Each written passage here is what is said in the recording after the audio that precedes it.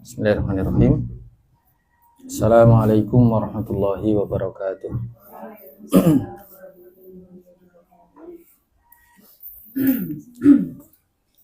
Innal hamdalillahi nahmaduhu wa nasta'inuhu wa nastaghfiruh wa na'udzu billahi min shururi anfusina wa min sayyiati a'malina.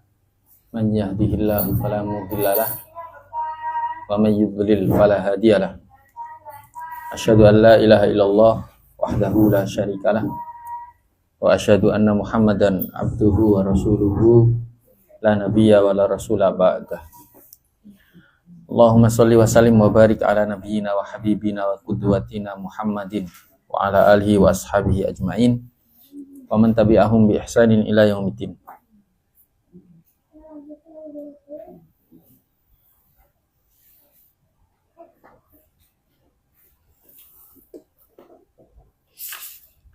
Allahumma inna nas'aluka ilman nafi'an wa rizqan thayyiban wa amalan mutaqabbala. Subhanaka la ilma lana illa ma 'allamtana innaka antal alimul hakim.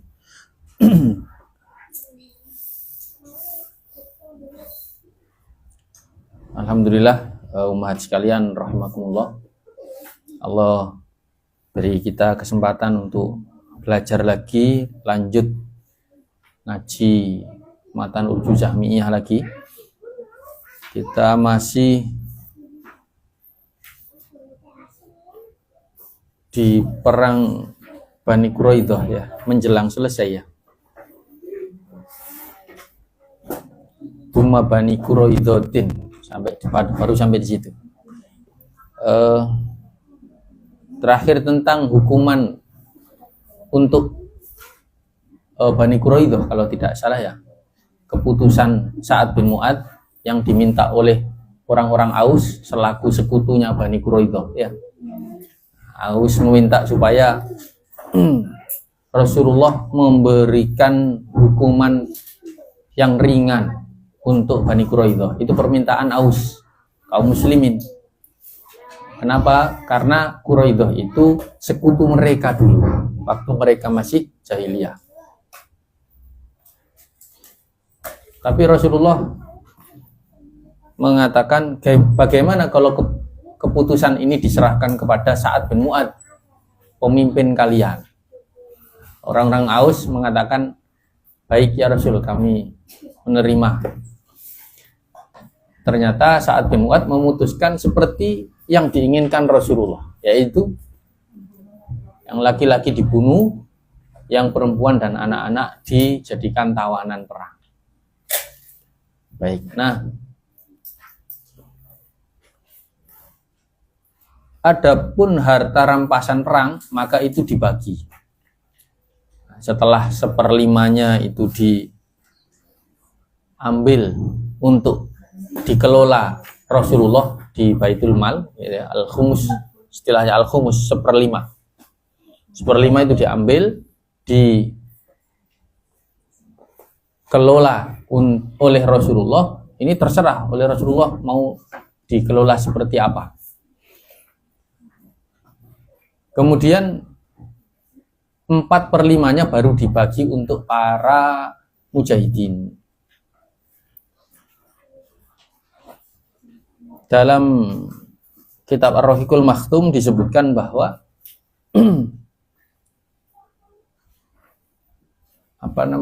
kalau orang yang infanteri, pasukan infanteri yang jalan kaki itu mendapatkan 1 bagian.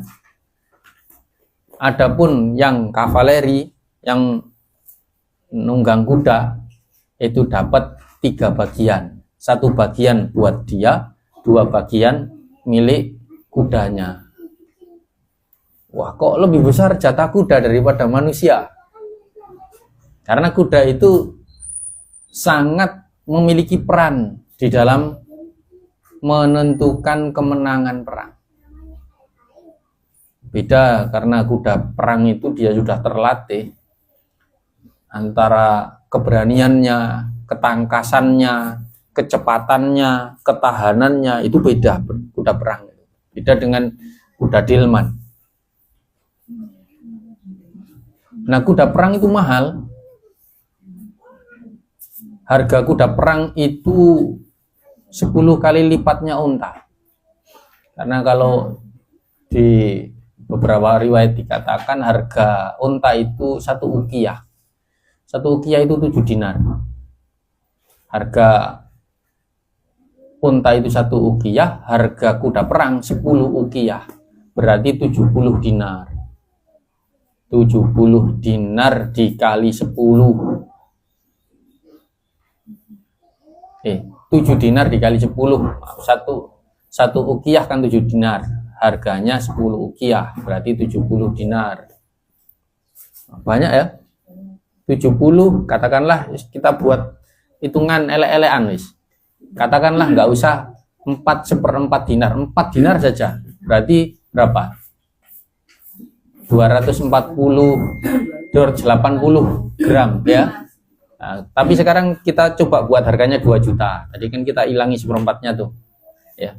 Kali 2 juta wis. Berapa itu? Hah? Tadi berapa? 280 gram kali 2 juta. Loh, kok kali 70 lagi? Ya gini. Oh iya. Sudah ada. 560 juta. Itu harga kuda perang. Kisaran segitulah. Tadi kan kita hitung kasar-kasaran itu. Innova Reborn baru. Nah, selain harganya mahal, orang yang perang membawa kuda perang, dia juga punya resiko kehilangan kuda, ya kan? Kalau kudanya terbunuh, kan hilang itu Reborn. Innova Reborn baru. Maka resiko dia juga besar. Makanya ketika dapat kemenangan, jatah ghanimah untuk kuda juga besar. Di sini disebutkan 2 kali lipat orangnya. Jadi kalau bawa kuda perang, berangkat bawa kuda perang, maka dia dapat 3 bagian. Wah, kalau bawa kuda perang banyak gimana? Apakah dapat semuanya masing-masing 2? Ini nggak tahu. Kalau dipakai semuanya mungkin dapat. Yang pakai orang lain gitu ya. Mungkin dia dapat itu. Allahu a'lam. Masalahnya perang itu kan bukan urusan hitung-hitungan nyari keuntungan gitu ya. Ya kalau menang ya itu dapat ghanimah. Nggak bisa buat bisnis. Ada pendapat lain dari para ulama yang mengatakan jatah kuda itu 1. Jadi 1 buat orangnya, 1 buat kudanya. Ya, ada istilah di situ. Tapi dalam kitab Rahiqul Maktum disebutkan bahwa kali itu jatah untuk kuda itu 2, jatah untuk orang 1. Baik. Satu peristiwa yang ini juga penting untuk dicatat itu adalah tertawannya Raihanah. Ini karena nanti kita akan bahas ini di bait wa Raihanah ba'da audihi. Nanti ada kan? Wa Raihanah fi dzil khamisah. Nanti wa mautu Raihanah ba'da audihi. Batis wa isnar muddatam min ba'dihi. Nanti bait 90 berapa itu. Nah, kisah Raihanah radhiyallahu anha ini cukup panjang dan banyak ikhtilaf, banyak pendapat yang berbeda-beda di situ. Apakah beliau ini dijadikan istri oleh Rasulullah atau tetap sebagai budak? Nah, itu ada ikhtilaf di antara para ulama. Tetapi kapan Raihanah itu ditawan? Ya, ini relatif mayoritas ulama mengatakan ditawannya ketika perang Bani Quraidah ini. Raihanah radhiyallahu anha. Ada yang mengatakan beliau ini baninya Bani Quraidah, artinya Al-Quradiyah gitu, dari Bani Quraidah. Kalau Ummul Mukminin Sofiyah itu kan dari Bani Nadir ya. Nah, kalau Raihanah radhiyallahu anha, sebagian ulama mengatakan dari Bani Quraidah. Dari Bani Quraidah, Quradiyah. Nanti Ummul Mukminin Juwairiyah dari Bani Mustalik, ya, dari apa, keturunan Yahudi juga. Nah, baik, di sepasca perang Quraidah itu kalau kita kumul-kumulan riwayat, ada yang mengatakan bahwa Raihanah radhiyallahu anha masuk Islam. Suaminya terbunuh di dalam, termasuk 600 sampai 700 orang yang dibunuh itu. Suaminya itu termasuk yang dibunuh. Maka beliau menjanda radhiyallahu anha.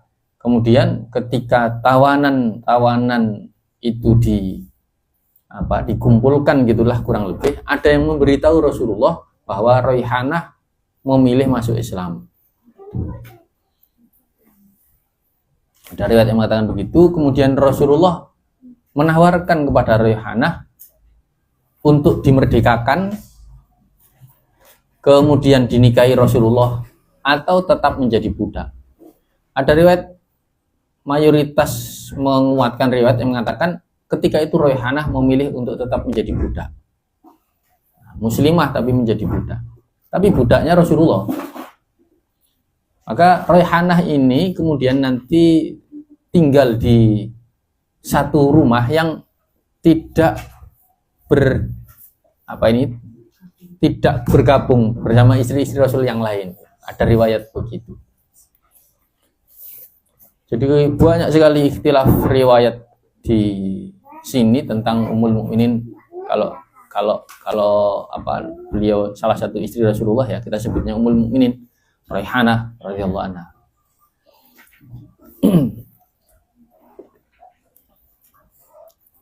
Baik. Tetapi tentang akad nikahnya Rasulullah, ya banyak yang mengatakan tidak langsung ketika itu. Kalau menurut Urjuzah, ini masih tahun keempat ya. Ini masih tahun keempat perang Khandaq atau Ahzab dan perang Quraidah ini, menurut Urjuzah Mi'iyah ini di tahun keempat. Tetapi nanti disebutkan di belakangnya wa fihi ma khulfun. Tapi dalam dua perang ini, perang apa dua ini? Ahzab dan Quraidah, khulfun, ada ikhtilaf. Karena ada yang mengatakan itu terjadi di tahun kelima, Quraidah dan Ahzab itu.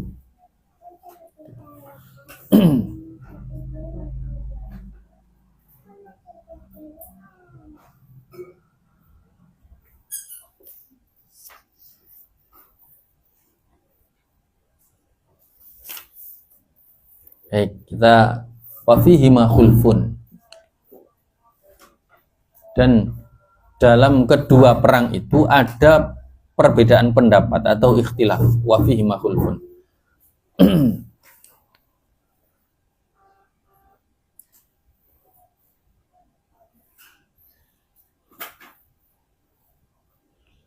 Kita lanjutkan.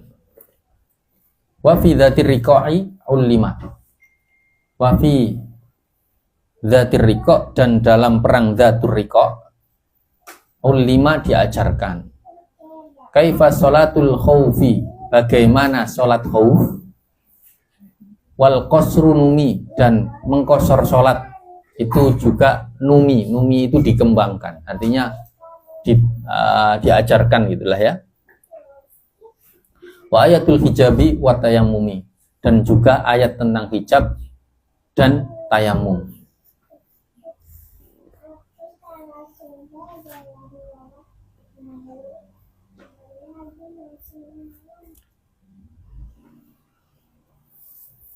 Tentang perang Dzatur Riqah ini juga, ini ada ikhtilaf kapan terjadinya.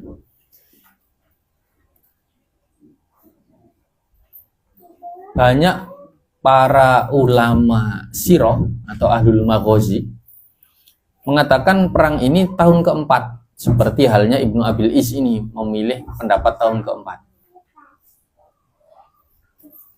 Tetapi nanti ada riwayat bahwa Abu Musa al-Asy'ari itu ikut dalam perang Dzatur Riqah. Kalau Abu Musa al-Asy'ari ikut, berarti ini terjadi tahun 7 Hijriah. Jadi salah satu riwayat yang sampai kepada kita semua itu Abu Musa al-Asy'ari menceritakan, ketika kami berangkat perang itu, ya, kondisi sedang paceklik, hewan kendaraan yang bisa ditunggangi tidak banyak, sehingga kami banyak jalan kaki gitu. Disebabkan itulah kemudian kaki-kaki kami terluka. Kemudian kami harus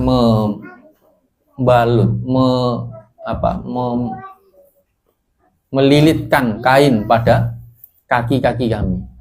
Itulah kemudian disebut Dzatur Riqah. Dzatu itu memiliki, riqah itu sobekan-sobekan kain, itulah untuk membalut kaki yang terluka itu. Nah, riwayat ini ya yang mengatakan kaki kami terluka dan sebagainya itu Abu Musa al-Asy'ari. Nah, kalau Abu Musa al-Asy'ari itu masuk Islamnya masih nanti ada dibahas kalau nggak salah. Ada nggak ya?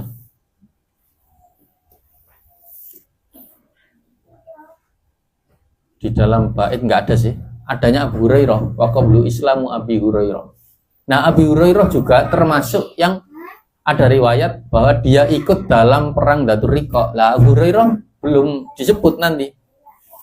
Ya, nanti baru wa qablu Islamu Abi Hurairah itu nanti. Nah, baik. Intinya ada ikhtilaf tentang tahun berapa perang Dzatur Riqah terjadi. Menurut Ibnu Abil Is, beliau mengambil pendapat tahun ke-4. Makanya disebutkan di bait ini. Tapi menurut sebagian ulama mengatakan itu tahun ke-7 Hijriah. Karena Abu Musa dan Abu Hurairah ikut di dalam perang Dzatur Riqah. Itu. Allah a'lam bishawab.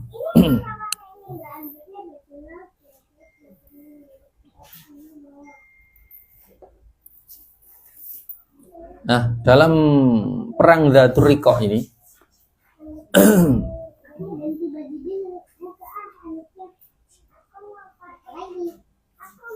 masih ada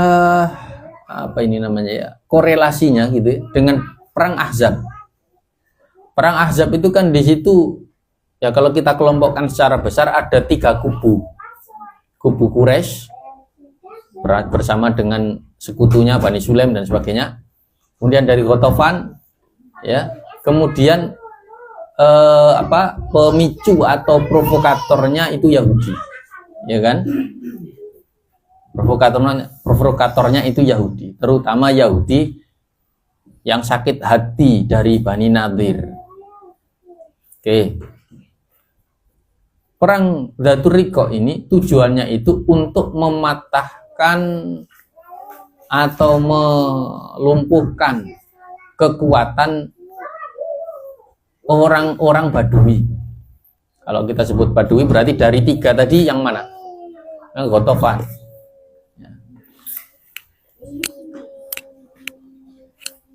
Jadi tujuannya setelah Yahudi Quraidah selesai, gitu ya. Kemudian Rasul ingin melemahkan juga dua kubu yang lain. Nah, Mekah belum, nanti Badui dulu.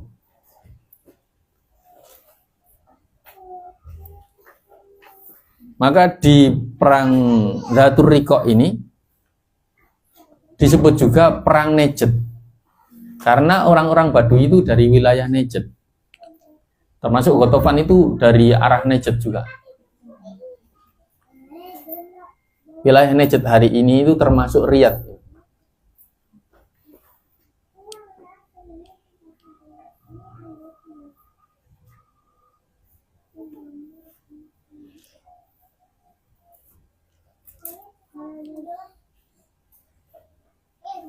Karenanya perang ini disebut juga dengan beberapa nama.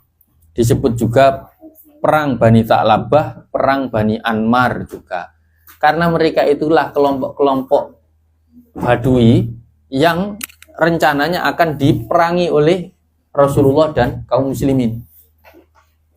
Meskipun tidak sampai terjadi peperangan, karena ketika Rasulullah mengirim pasukan, ya, mereka mendengar bahwa umat Islam lebih dulu mendatangi mereka, mereka ketakutan itu. Pada kocar kacir, bersembunyi, ingin bisa kita katakan ingin menjebak pasukan muslimin begitu.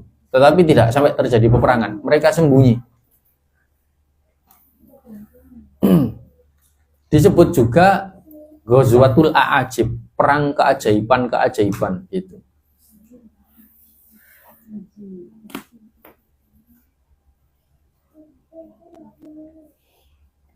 Ghazwatul A'ajib.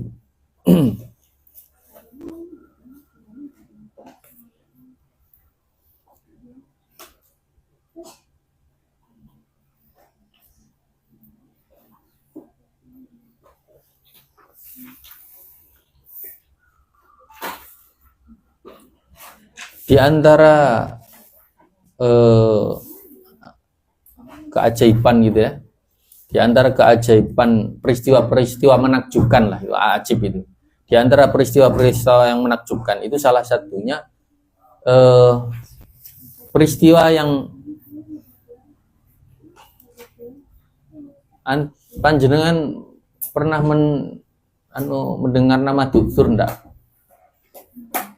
Ini kisah cukup populer kalau di masyarakat Indonesia. Enggak ya? Oh, berarti bukan, salah saya. Atau jenengan bukan warga Indonesia.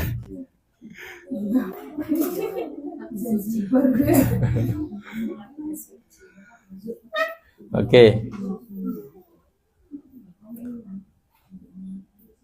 Ketika perang Dzatur Riqa ini sepulang dari perang gitu ya, Rasulullah SAW dan para sahabat istirahat.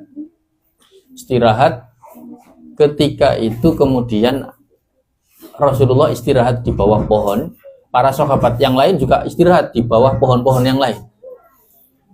Nah,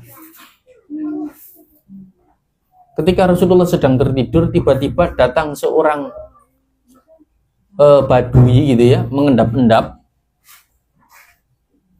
Kemudian dia mengambil pedang Rasulullah yang ketika itu digantung di pohon. Tahu kisahnya. Nah itu tuh dalam satu riwayat dikatakan. Ada yang mengatakan namanya Ghaurah. Nah itu kemudian diambil itu pedang, ditodongkan ke Rasulullah gitu ya. Siapa yang bisa menolongmu? Kata Rasulullah dengan tenang, Allah yang akan menolongku. Tiba-tiba si Dutsur ini gemetaran sampai terjatuh pedangnya. Sama Rasulullah diambil, dibalik sekarang. Kalau sekarang siapa yang akan menolongmu? Kata dia, berlaku baiklah kepadaku itulah. Berlaku baiklah kepadaku. Sama Rasulullah kemudian diginikan, tapi kamu harus syahadat bahwa tiada Tuhan selain Allah dan bahwa aku adalah utusan Allah. Iya, aku bersyahadat. Kemudian dia masuk Islam. dia masuk Islam. Nah, ini tutur. Ya, kisah ini maksud saya. Kisah ini termasuk populer karena sering dulu itu saya mendengar di radio itu Kiai Haji Zainuddin MZ dulu itu kan ada pengajian di radio ya. Radio apa dulu itu ya? Surabaya pokoknya. Radio Mujahidin atau apa ya? Dulu itu tiap habis subuh itu ada pengajian itu. Nah, kalau di wilayah Surabaya dan Gresik ya itu rutin itu setiap habis subuh itu. Nah itu kisah ini disebutkan oleh almarhum Kiai Haji Zainuddin MZ itu, sehingga ya cukup populer juga akhirnya. Dan jangkauan kajiannya beliau kan seluruh Indonesia. Nah, enggak tahu kalau waktu itu jenengan masih di mana tadi. Belum sampai di Indonesia. Datang ke Indonesia naturalisasi.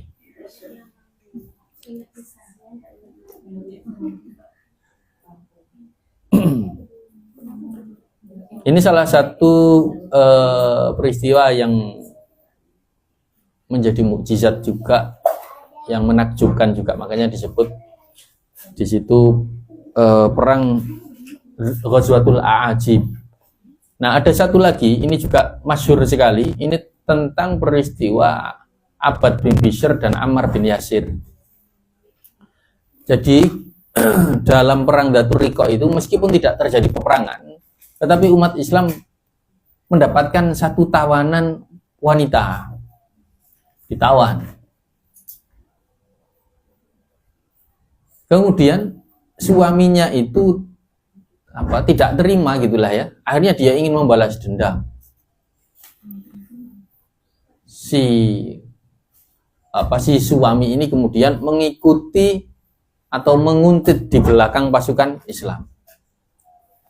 Ketika satu malam para pasukan sedang istirahat, Rasulullah akan menunjuk gitu ya, siapa yang akan berjaga malam supaya tetap ada yang mengawasi, kalau tidur semua bisa disergap. Kemudian Abbad bin Bishr dan Ammar bin Yasir yang terpilih gitulah, atau yang mengajukan diri. Ini kisah yang dipanah 3 kali itu loh. Oke. Kemudian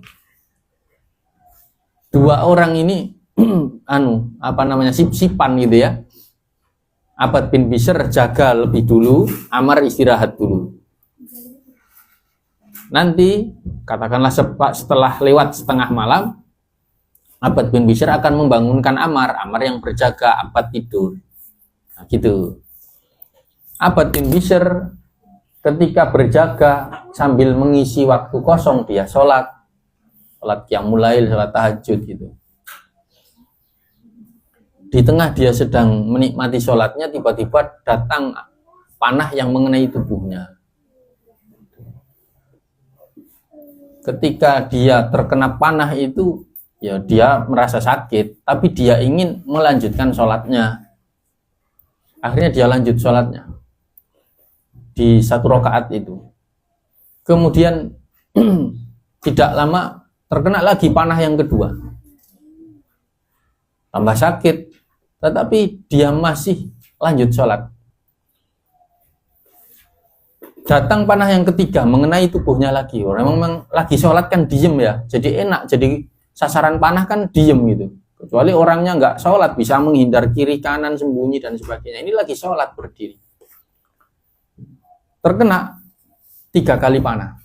Setelah 3 kali panah itu mungkin dia tidak kalau dia katakan bukan karena tidak kuat sholatnya, tapi khawatir nanti kalau dia sampai mati ya, terus nggak ada yang sadar kalau sedang diintai oleh musuh, khawatirnya nanti pasukan muslimin dikepung, disergap, kalah. Demi itu kemudian dia membatalkan sholatnya, dia bangunkan Ammar. Ammar melihat si Abbad bin Bishr terkena 3 anak panah sudah. Dia mengatakan, kenapa tidak engkau bangunkan aku dari panah yang pertama? Aku tadi menikmati sholatku Sehingga sayang sekali kalau aku memutus bacaan Quranku. Saya lupa ya, kalau nggak salah yang dibaca surat Al-Kahfi. Kalau nggak salah. Saya pernah mencoba mencari surat apa kira-kira yang dibaca. Kalau nggak salah surat Al-Kahfi. Nah, kan lumayan panjang. Ya kan? Seandainya bukan karena khawatir nasib kaum muslimin, pasukan Islam ini, aku akan lanjutkan rakaatku tadi. Karena aku tidak ingin memutus bacaan Quranku. Ini kena panah. Dan 3 anak panah masih lebih berat sholatnya daripada sakitnya dan nyawanya. Ini kan menakjubkan sekali ya. Ini Abbad bin Bishr.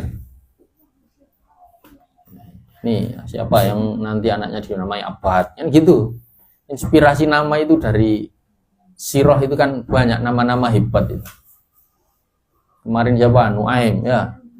Nuaim bin Mas'ud yang berhasil menggagalkan ya perang Ahzab gitu kan. Nah gitu.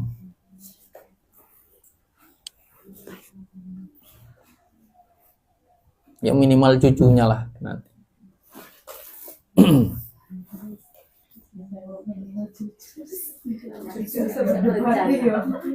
Saling menunjuk ya.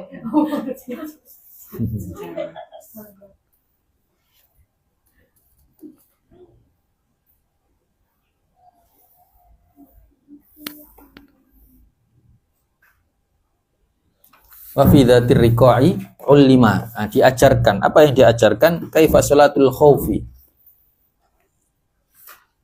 Bagaimana sholat khauf?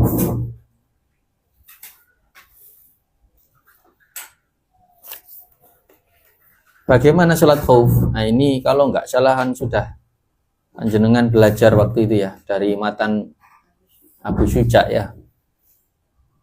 Bahkan dipraktekkan pakai simulasi. Nggak tahu siapa yang jadi tentara kafir waktu itu. Atau cuma sholat gitu aja, nggak ada tentara yang musuhnya. Oke. Ulima kaifa sholatul khauf. Diajarkan bagaimana sholat khauf. Kalau dalam matan Ghoyah, At-Takrib atau matan Abu Syuja, berapa bentuk sholat khauf yang disebutkan?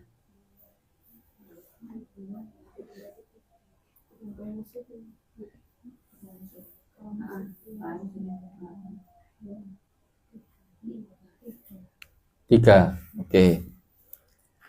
Yang ini salah satu bentuk sholat khauf yang ketika itu ini menurut Syekh Sofi Rahman di dalam kitab Ar-Rahiqul Maktum dan ini ada dalam riwayat Imam Al-Bukhari. Bentuk sholat khauf yang ketika itu dilakukan Rasulullah dan kaum muslimin dalam perang Dzatur Riqa itu adalah jamaah dibagi 2, salah satunya belakangan, salah satunya sholat bersama Rasulullah lebih dulu. Berapa? 2 rakaat. Setelah mereka selesai, Rasulullah menunggu kelompok yang kedua, sholat lagi bersama Rasulullah 2 rakaat lagi. Jadi Rasulullah 4 rakaat, kaum muslimin masing-masing kelompok 2 rakaat, 2 rakaat. Ada yang begitu kemarin itu yang dilakukan di perang Dzatur Riqa.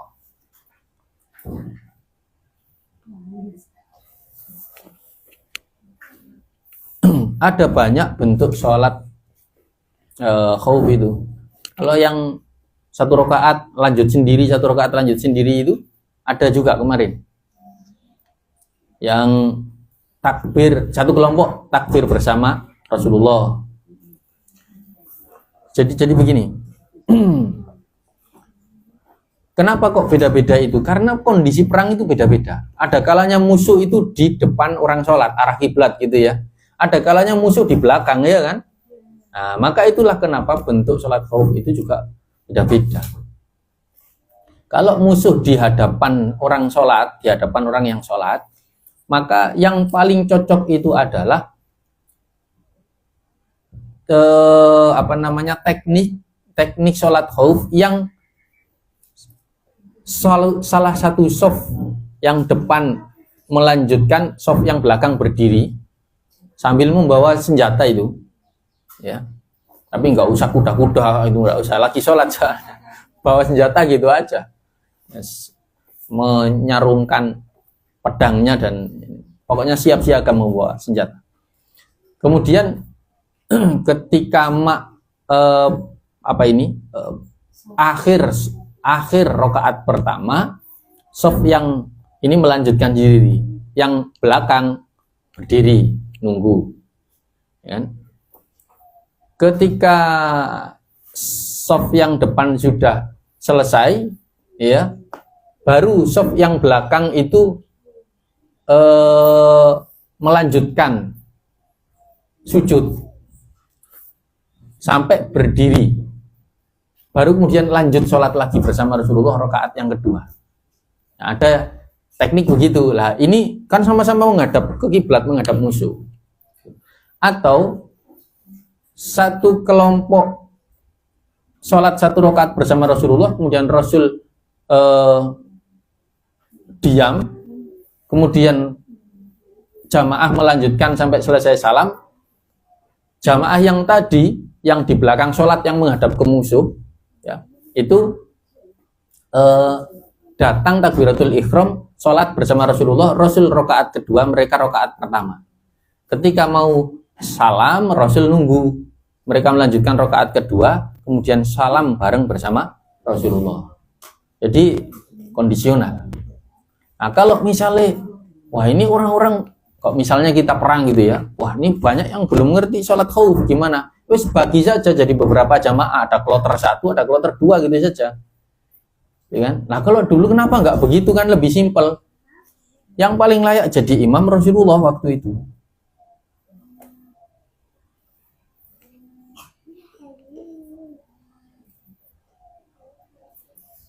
ya.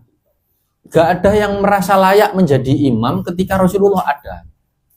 Memang yang namanya imam itu ya satu, harusnya begitu. Imam itu satu. Ketika ada dia, maka imamnya dia. Kalau dia nggak ada, baru diwakilkan kepada orang yang lain. Seperti yang dilakukan Rasulullah dan para sahabat begitu. Bahkan ketika Rasulullah sakit pun, ketika Abu Bakar sudah siap mengimami, Rasulullah kok keluar dari pintu Aisyah, Abu Bakar mundur. Tapi kata Rasulullah, Rasul jangan kamu yang mengimami. Nah, nanti ada kisahnya sendiri nanti di akhir-akhir Rasul Shallallahu Alaihi Wasallam ketika sakit. Nah, jadi kenapa sampai Rasul sholat 4 rakaat, 2 rakaat bersama kloter pertama, 2 rakaat bersama kloter kedua? Karena ya kalau selama ada Rasulullah, maka yang jadi imam sholat ya Rasulullah.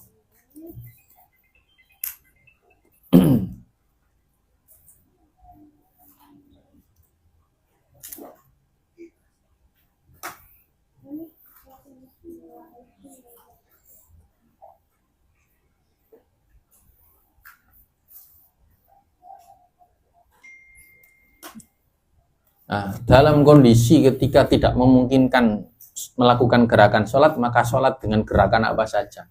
Yang penting mulutnya tetap membaca bacaan sholat. Dengan naik kuda, dengan apa, terserah. Tetapi sebagian ulama mengatakan itu sholat untuk memuliakan waktu, li tahrimil waqt atau apa itu? Li hurmatil waqti, ya. Sholat dihormatil waqt. Nanti dikodok lagi sholat sesuai dengan SOP yang asli, ya, dengan gerakan aslinya. Kapan itu? Ya kalau sudah memungkinkan. Nah, di sholat khauf yang model dengan bebas itu ya, karena tidak memungkinkan tadi itu hanya karena menghormati waktu sholat, maka ya itu perlu dikodok. Baik, itu kaifa sholatul khaufi, ya, ulima kaifa sholatul khaufi. Selanjutnya wal qasru, dan al qasr di sini maksudnya qasar sholat ya, al qasru numi. Bagaimana sholat qashar juga diajarkan atau mulai dibolehkan gitulah ya. Itu dalam perang Dzatur Riqa ini juga.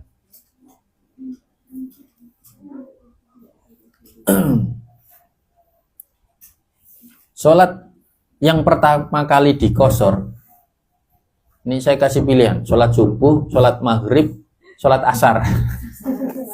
Pasti betul karena lihat rokaatnya ya. Tapi kalau saya kasih pilihan zuhur, asar, isya, kira-kira ya 4 semua, bingung kan? Nah, kalau sudah maghrib, subuh, asar ya pasti asar jawabannya. Sholat asar, sholat yang pertama kali diqashar.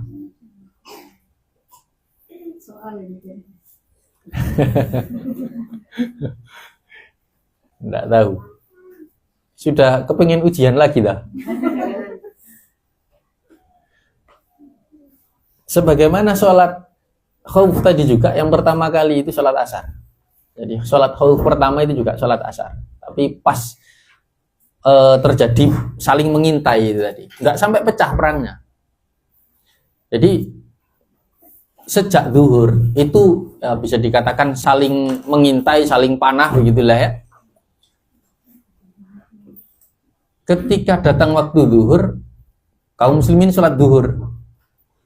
Mereka setelah musuh setelah tahu tadi mereka sholat zuhur itu kemudian, waduh sayang sekali kenapa nggak kita manfaatkan tadi mereka lagi sholat kita serang gitu. Kenapa nggak kita pakai kesempatan emas tadi? Kalau mereka lagi sholat kan bisa diserang tuh. Nah, kata pemimpin mereka, tenang, nanti mereka akan sholat lagi. Sholat yang bagi mereka lebih penting daripada sholat yang sebelumnya. Sholat yang bagi mereka itu lebih berharga daripada anak istri mereka. Sholat asar kan memang termasuk sholat yang paling istimewa ya, selain sholat subuh. Hafidhu ala sholawati wa sholatil wusta. Sholat wusta itu kan sholat asar menurut tafsirnya. Kata salah satu pemimpin musuh, nanti sebentar lagi mereka akan sholat lagi, nanti kita manfaatkan itu. Ternyata sudah turun tata cara sholat khauf. Makanya pas asar, ternyata kok sholatnya beda caranya dengan tadi zuhur itu. Akhirnya ya kecelik mereka, kecut. Rencananya menyerang di sholat asar, ternyata sholat asarnya beda teknisnya. Baik, sholat qashar atau mengqashar sholat, ini juga yang pertama kali sholat asar. Tapi ini di hari yang berbeda, bukan di hari ketika sholat khauf tadi.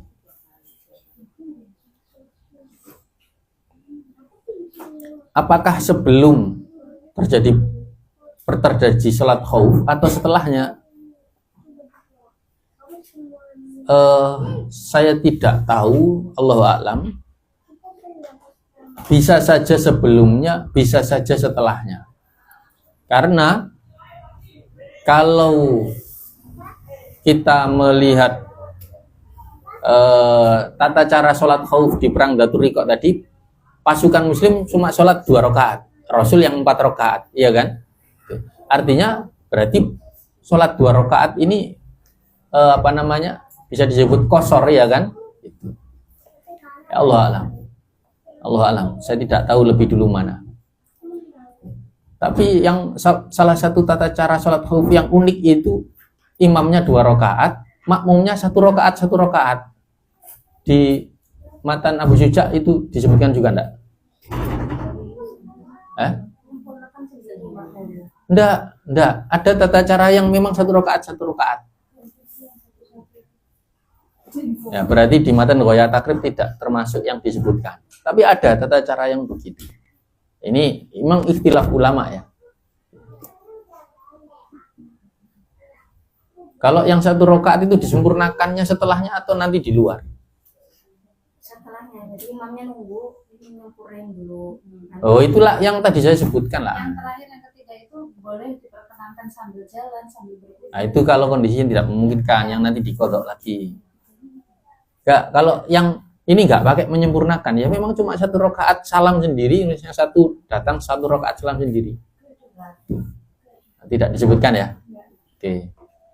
Jadi banyak ragam tata cara sholat khauf. Tapi memang agak unik ya, kok cuma 1 rakaat itu. Allah alam. Ada ikhtilaf. Ada apa? Ada macam-macam cara.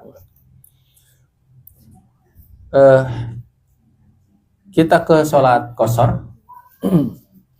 Dulu kita membahas tentang syariat sholat di awal-awal ketika Rasulullah mendapat wahyu 5 waktu itu ya, sholat 5 waktu. Dulu kan sudah kita bahas itu,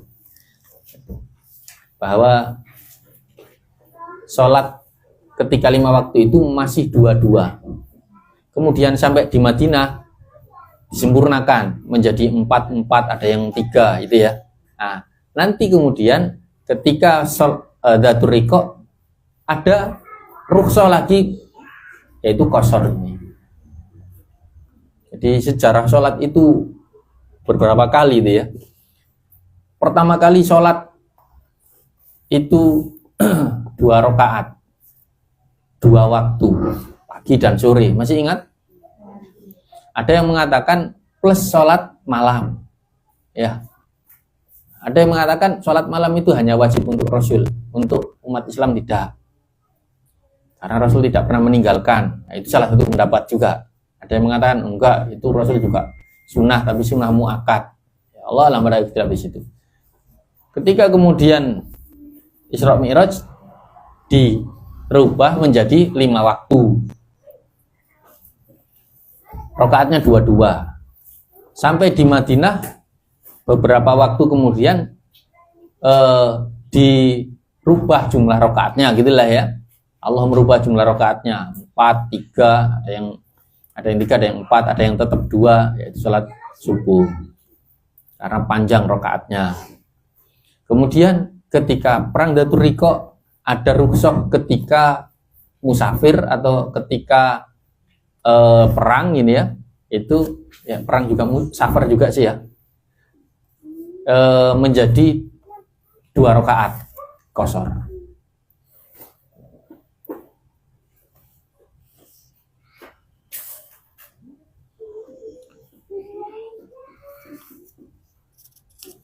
Oke.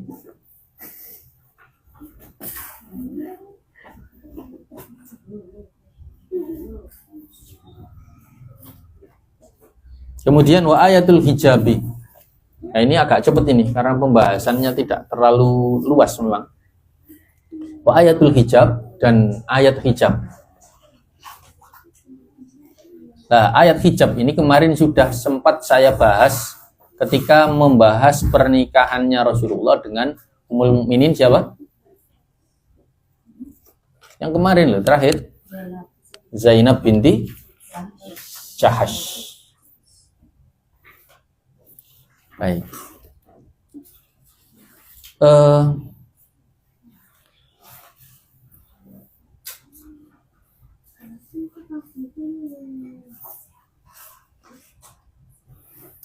Kemarin itu saya sebutkan sebab turunnya ayat di mana di situ disebutkan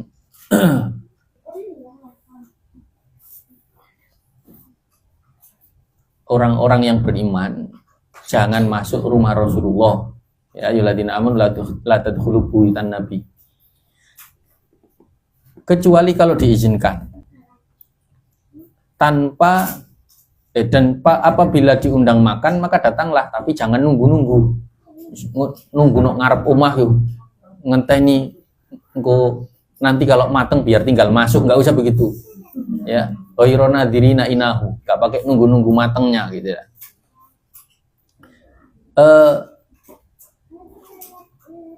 Kalau sudah selesai makan maka bubarlah. Fa idza ta'imtum fantashiru ghairu musta'nisina wala musta'nisina li hadits. Gak di nyaman-nyaman ngobrol. Kemarin kan itu ya. Setelah makan pulang. Katanya Iya ini. Sedang dihafalkan ayatnya. Sedang dihafalkan ayatnya. Ya.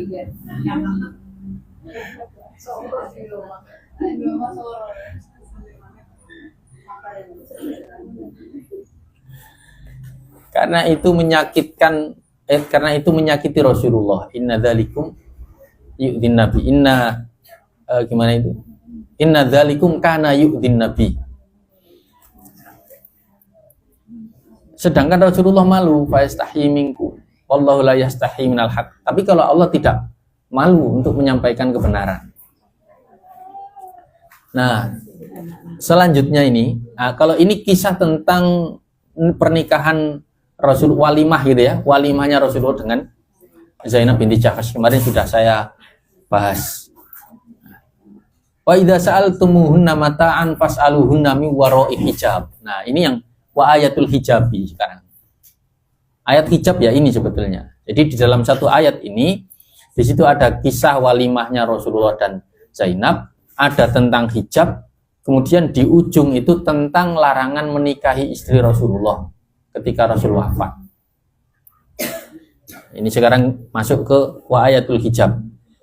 Wa idza sa'altumuhunna mata'an, dan kalau kalian bertanya kepada para ummahatul mukminin mata'an sesuatu, meminta atau bertanya sesuatu, fas'aluhunna min wara'i hijab, maka bertanyalah dari balik hijab.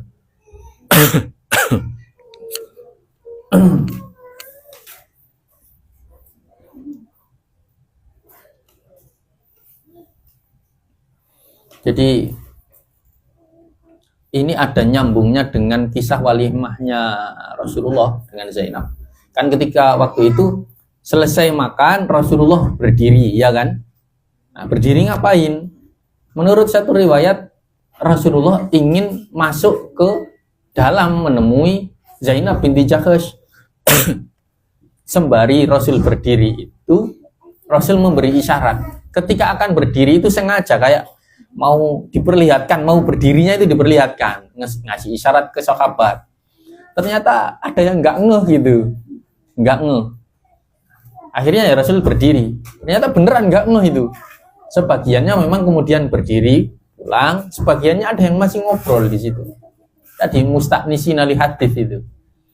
Akhirnya Rasul nggak jadi masuk ke dalam ruang ke kamar gitu lah, nggak jadi. Rasul justru keluar. Ini menurut Anas. Keluar, kemudian entah mungkin ke rumah istri Rasul yang lain atau ke Masjid Nabawi begitu.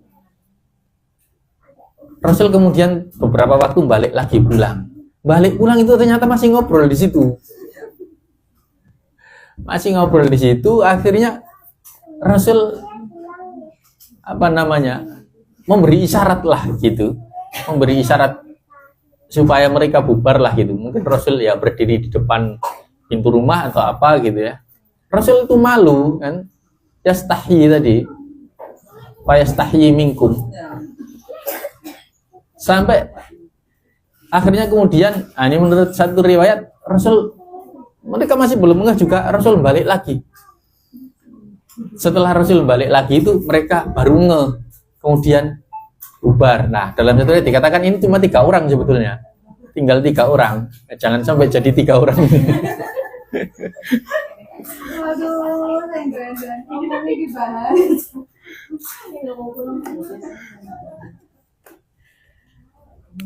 Ini hanya berlaku untuk Rasul, nggak berlaku di sini.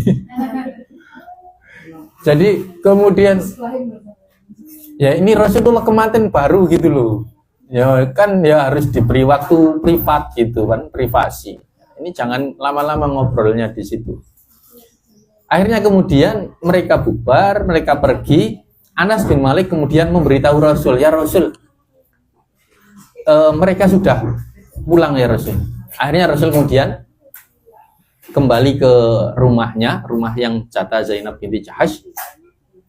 Kemudian masuk rumah, Anas berada di belakang Rasul. Karena Anas ini abdi dalam gitu ya. Nah, setelah Rasul masuk rumah, Rasul turunkan hijab, seret. Anas kemudian paham bahwa berarti saya nggak boleh masuk. Ya, Anas kemudian ya, entah ke masjid atau kemana. Gitu.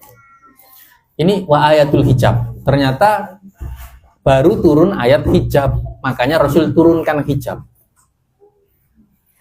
Hijab antara ruangannya istri Rasulullah dengan katakanlah ruangan yang bisa diakses sahabat, katakanlah di depan rumah atau di ruang tamu, lebih dari itu nggak boleh.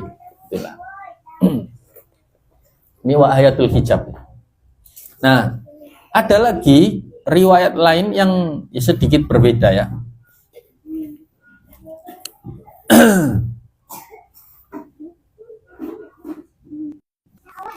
Riwayatnya begini. Aisyah radhiyallahu anha berkata, sebelum saya sampaikan hadis ini ada yang mengatakan dhaif. Tetapi Imam Bukhari memasukkan hadis ini di dalam kitabnya Al-Adabul Mufrad. Bukan berarti beliau nggak tahu derajatnya, tapi beliau ini orang yang paling paham hadis kan ya. Beliau tahu. Tapi kan memang kitab Adabul Mufrad itu isinya bukan hanya hadis sahih. Ya. Bukan hanya hadis sahih. Nah, hadis ini ada di kitab Al-Adabul Mufradnya Al-Imam Al-Bukhari rahimahullah. Gini kisahnya. Umar itu kan sebetulnya sudah bisa dikatakan beberapa kali memberi masukan kepada Rasulullah supaya hendaknya istri-istri jenengan itu tidak, ketika ada sahabat yang bertamu ke jenengan itu tidak bisa langsung bertatap muka dengan istri-istri jenengan. Itu Umar menyampaikan ide begitu kepada Rasulullah, tapi ternyata Rasulullah belum melakukannya gitu loh. Satu ketika Saudah radhiyallahu anha sedang keluar rumah akan buang hajat ya. Kan buang hajat itu memang harus menjauh di padang pasir gitu. Saudah itu orangnya mudah dititik enggak kira-kira? Posturnya bagaimana Saudah itu? Tinggi ya kan, gampang dititik lah gitu. Dia sudah berusaha ya gimana supaya orang nggak tahu kalau itu dia gitu lah ya. Tapi kan orangnya tinggi. Lah ketika berpapasan sama Umar, aku tahu kamu Saudah, Umar. Aku tahu kamu Saudah gitu. Nah, dari situ Umar mungkin teringat lagi atau muncul idenya tadi lagi, alangkah baiknya seandainya istri-istri Rasulullah itu sahabat itu tidak tahu kalau istri itu istrinya Rasulullah. Kalau Saudah memang agak sulit kalau orang nggak tahu karena memang Saudah posturnya tinggi gitu ya. Tapi artinya dia teringat lagi seandainya istri Rasulullah itu ada hijab di antara mereka kalau ada sahabat yang bertamu gitulah.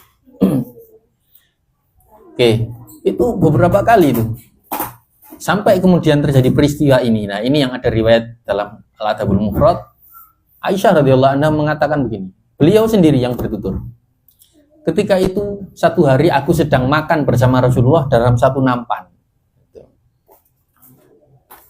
Ternyata Umar lewat depan rumah, dipanggil sama Rasul, diajak gabung makan. Makan di nampan bersama Rasulullah bersama Aisyah gitulah. Ini unik ya. Tapi saya bayangkan mungkin karena Aisyah sih bocahi gitu kali ya. Aisyah sih bocahi gitu. Jadi Umar itu jadi Rasulullah mempersilakan Umar makan bersama itu mungkin ya karena koyo arek cilik gitu ya. Allah a'lam lah. Pokoknya riwayat itu mengatakan begitu. Nah, ketika makan itu tanpa sengaja tangan Umar bersentuhan dengan Aisyah gitu loh. Umar kemudian langsung mengatakan, seandainya usulku diterima dari dulu, tidak akan terjadi begini. Usul yang mana itu? Usul tentang hijab tadi.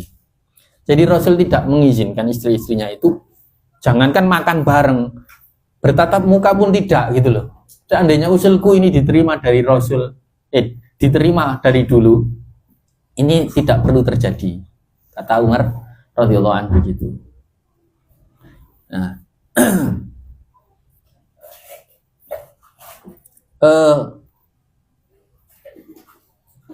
dari kisah ini juga ada yang menjadikan ini termasuk sabab nuzulnya ayat hijab.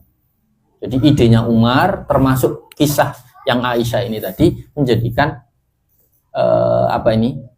rangkaian itu menjadikan turunnya ayat hijab ini tadi. Jadi satu ayat itu bisa memiliki beberapa sabab nuzul. Bahkan ada yang agak kontradiktif. Contohnya surat Al-Ikhlas itu ada yang mengatakan Makkiyah, ada yang mengatakan Madaniyah. Bahkan jauh banget. Ada yang mengatakan Makkiyah di awal-awal turunnya.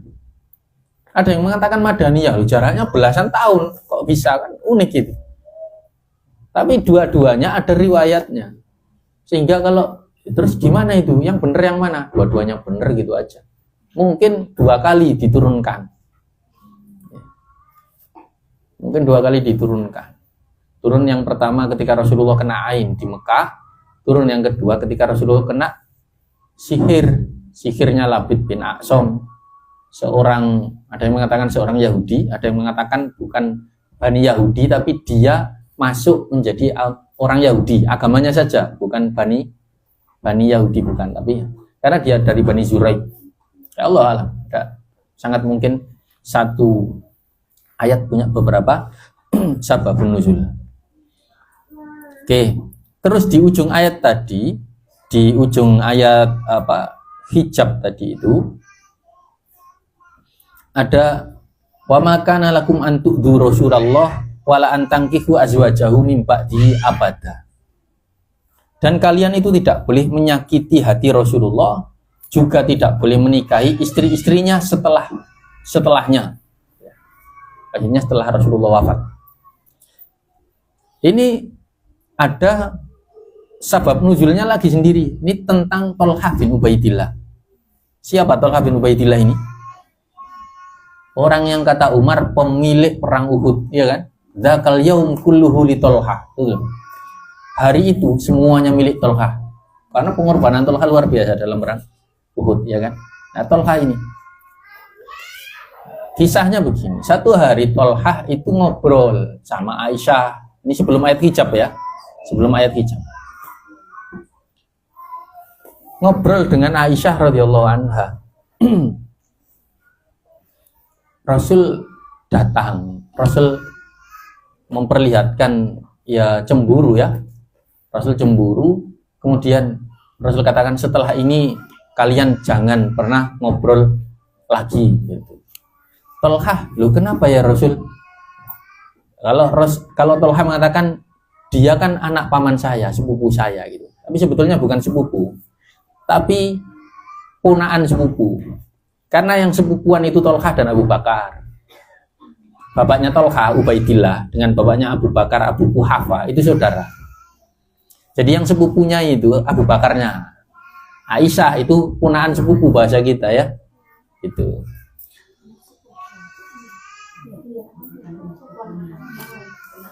Ya, istilahnya ponaan sepupu sih kalau di ini. Ya anak sepupu itu ponaan sepupu istilahnya. Kalau anak saudara ponaan langsung, ya kan? Gitu. Gitulah wis. Kalau nanti anaknya Thalhah sama Aisyah minduan. Ini sekaligus pelajaran sosiologi. Gitulah. Kenapa ya Rasul? Saya kan sama Aisyah ini ya tadi ya seperti sepupu sendiri gitulah. Iya meskipun begitu gitulah kata Rasulullah. Oke, Thalhah kemudian pergi setelah itu. Ternyata ketika Thalhah pergi itu dia terbersit dalam hatinya atau bahkan sempat terucap di bibirnya. Nanti kalau Rasulullah wafat, saya akan menikahi Aisyah.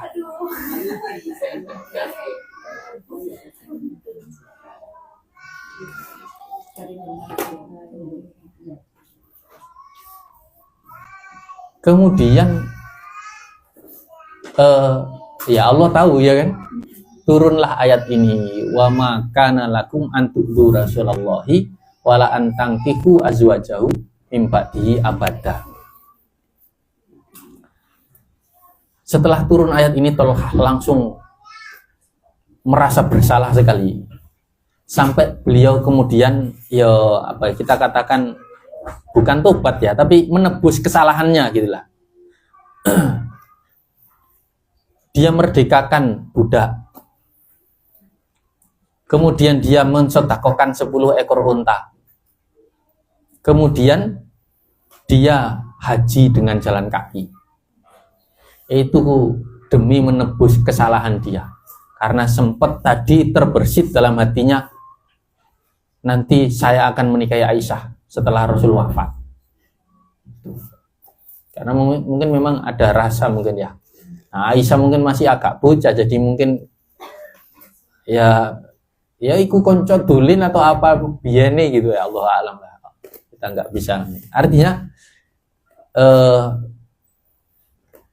kisah ini itu disebutkan para ulama sebagai salah satu sebab nuzulnya turunnya ayat hijab. Memang Aisyah itu masih muda ya, jadi kayak nanti ketika nanti ada kisahnya ya, ketika Aisyah kehilangan kalung itu loh. Ya, nanti Aisyah itu diidik-idik sama Abu Bakar, sama bapaknya. Bukan diidik-idik sih, dia apa? Di gini-gini gitu, ditusuk-tusuk lempengnya gara-gara kamu ini orang-orang jadi pada grundel gitulah. Gara-gara kamu ini orang jadi pada protes. Ini gimana sih, kita lagi gak ada air. Nanti di ayat di perbahasan watayamumi. Ini kan waktunya habis ya. Insya Allah di pertemuan selanjutnya. Memang saya bayangkan kayak gitu ya. Jadi Abu Bakar itu memperlakukan Aisyah seperti masih bocah kecil gitu loh. Gara-gara kamu ini, padahal itu Rasulullah sedang tidur di pangkuannya Aisyah itu. Tanpa sepengetahuan Rasul itu, Rasul lagi tidur. Baik, itu mungkin untuk pertemuan kali ini.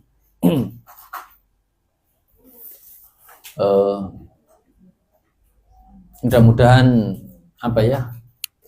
bait demi bait, kisah demi kisah, peristiwa demi peristiwa yang kita bahas di sini ini menjadikan kita lebih dalam pemahaman kita tentang Rasulullah, kemudian juga tentang tasyrik mungkin ya, karena di sini ada beberapa bait yang membahas tentang tarikh tasyrik itulah ya, seperti dulu membahas tarikh tasyriknya khamr ya, kemudian pensyariatan sholat seperti apa. Kemudian ayat hijab kali ini itu juga akan menambah wawasan kita tentang tarikh tasyrik di beberapa masalah gitulah. Demikian, Allah alam bisawab. Subhanakallahumma wa bihamdik, asyhadu an la ilaha illa anta, astaghfiruka wa atubu ilaik. Assalamualaikum warahmatullahi wabarakatuh.